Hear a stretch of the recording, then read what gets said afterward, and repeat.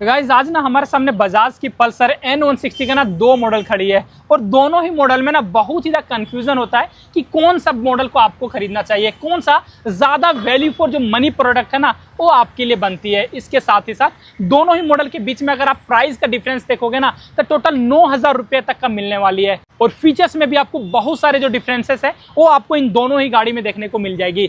GST कम होने के बाद दोनों ही गाड़ी का जो कीमत है वो आपका घट चुकी है। सबसे पहले आप इधर देखोगे टॉप मॉडल जो कि आपको ब्रॉकलिन ब्लैक कलर के साथ लगी हुई है और इधर आप इसका देखोगे इससे नीचे वाला मॉडल ये भी आपको ब्लैक कलर के साथ मिलेगी और इस गाड़ी का जो ऑन रोड कीमत है अभी फिलहाल ना 1,44,000 रुपया पड़ती है और इसका जो ऑन रोड कीमत है 1,55,000 रुपया पड़ती है। डिफरेंस आपको टोटल 9,000 रुपये का मिल जाएगा और फीचर्स में आपको क्या कुछ डिफरेंस मिलता है वो हर एक इन्फॉर्मेशन मैं आपको इस वीडियो में देने वाला हूँ। इसके साथ ही साथ आपको कौन सा मॉडल खरीदना चाहिए वो भी मैं आपको इस वीडियो में ही बताऊंगा।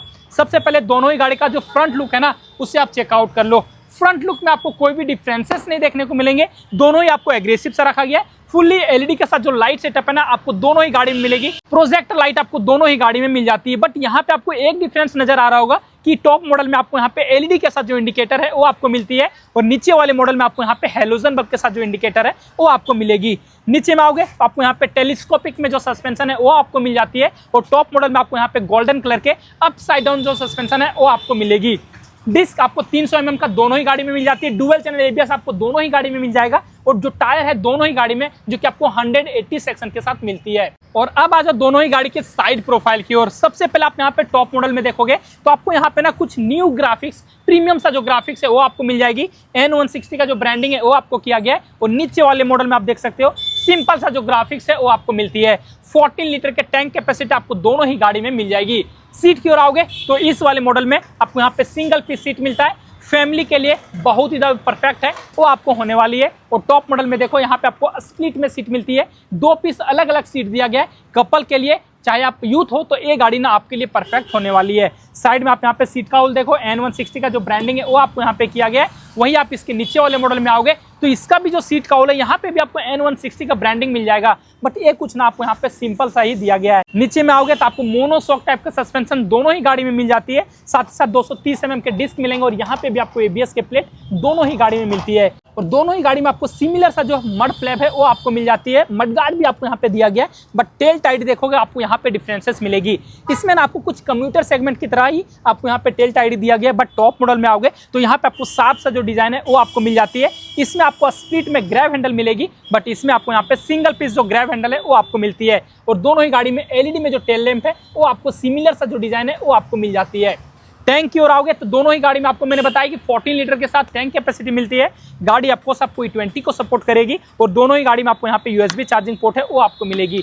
बट जब आप इन दोनों ही गाड़ी का मीटर कंसोल देखोगे ना तो वहाँ पे आपको डिफरेंसेस मिलती है। सबसे पहले आप इसके नीचे वाले मॉडल की ओर आओगे तो आप यहाँ पे देखो फुल्ली डिजिटल में दिया गया है, ब्लूटूथ कनेक्टिविटी मिल जाएंगे, गियर पोस्ट इंडिकेटर दिया गया है, जो भी माइलेज देगी वो सब कुछ बता देगी। बट यहाँ पे आपको ना कोई भी टर्न बाय टर्न नेविगेशन है वो वाले फीचर्स नहीं मिलेंगे। इसके साथ ही साथ आपको यहाँ पे कोई भी राइडिंग मोड है वो आपको नहीं दिया गया है। बट टॉप मॉडल की ओर आओगे तो यहाँ पे आप इसका मीटर कंसोल देखो, ये आपको कुछ डिजाइन है ना आपको सिमिलर सही मिलेगा। अगर इसे मैं ऑफ करके ऑन करूँ तो ये आप देखो टर्न बाय टर्न नेविगेशन आपको यहाँ पे दिख जाती है, ब्लूटूथ कनेक्टिविटी दिया गया है। नीचे में आपको यहाँ पे 3 राइडिंग मोड भी दिए गए। इसके साथ ही साथ जो भी माइलेज दे रही है वो सब कुछ आपको यहाँ पे बताने वाली है। स्विच गियर असेंबली देख लो, मोड को चेंज करने के लिए लेफ्ट टर्न राइट टर्न, यहाँ पे आपको हॉर्न के स्विच और इस तरफ आपको यहाँ पे इंजन ऑन ऑफ करने के लिए, लाइट ऑन ऑफ करने के लिए और इस जगह पे आपको यहाँ पे सेल्फ स्टार्ट। दोनों ही गाड़ी में आपको इंजन सिमिलर ही मिलता है जो कि आपको 164 सीसी के दिए गए। लगभग आपको 16 PS का पावर और आपको 14.65 न्यूटन मीटर का जो टॉर्क है ये आपको दोनों ही गाड़ी निकाल के देती है। वजन मात्र आपको 154 kg का रखा गया है। सीट हाइट 790 mm के ही रखे गए हैं, जिससे अगर आपका हाइट 5.5 फीट है उससे आप कम भी हो ना तो दोनों ही गाड़ी को आप आराम से चला सकते हो। माइलेज दोनों ही गाड़ी आपको लगभग 45 से 50 तक का दे देगी। टॉप स्पीड आपको 130 से 140 किलोमीटर पर आवर का आपको जो टॉप स्पीड है वो भी आपको मिलने वाली है। ऑन रोड कीमत मैं आपको फिर से बता रहा हूँ, इस टॉप मॉडल का आपको 1,55,000 रुपया पड़ती है और इस नीचे वाले मॉडल का आपको मात्र 1,44,000 रुपया पड़ती है। दोनों ही गाड़ी में आपको टोटल 9,000 रुपये का जो डिफरेंस है वो आपको मिलेगी। अब मैं ना दोनों ही गाड़ी का जो साउंड है वो आपको मैं चेकआउट कराता हूँ। सबसे पहले आप यहाँ पे इसका सुनना,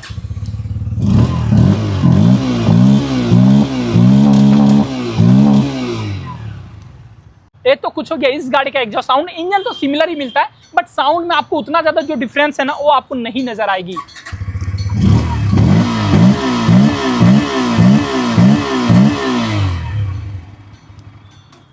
तो गाइस साउंड आपको दोनों ही गाड़ी का ना कैसा लगा, आप मुझे एक बार ना कमेंट करके बताना। जो भी डिफरेंसेस थे वो मैंने आपको बता दिया, कुछ कंफ्यूजन रह जाता है तो आप मुझे कमेंट करके पूछ सकते हो, और साथ ही साथ आप मैं इंस्टाग्राम पे भी फॉलो कर सकोगे।